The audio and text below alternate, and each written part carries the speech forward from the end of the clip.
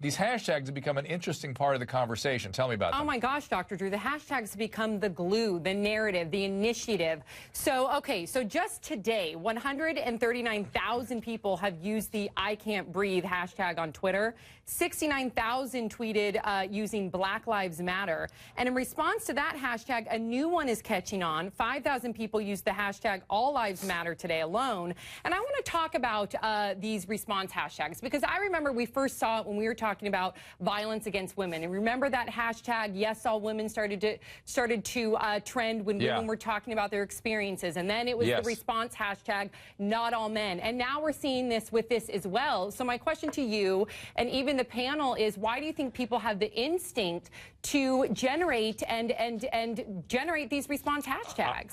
In my hope of hopes, Wendy, this is sort of, I don't want to get too smart here, but Hegelian. In other words, if something happens, there's a counter response, and between them there's some kind of synthesis, and then I want to believe that's what humans do. They try to solve problems, no? Well, I think that traditionally in our culture we have solved problems by walking, by large street marches. If we look at the social changes that happened through the marches from the 1950s and 60s and the Vietnam War, etc. But now this new young generation has a new pathway, and it's technological. So remember, Dr. Drew, this is the generation who have grown up with flash mobs, who have grown up with massive crowd art form called everyday improv. These people know how to hashtag and tweet and collect themselves and gather to make change. And now this group have become voters. They are over the age of 18, and they do have the power to make change if they are thought of as a voting populace. And Karamo, strange, I see you shaking your head. No, and I'm wondering if what you're shaking your head about. I remember the hashtag Bring Back Our Girls. Right. Didn't do too much. Anything. I think a commando team would have done more, perhaps. Is that what you're getting at here? That's exactly what I'm getting at. Unfortunately, this generation that I'm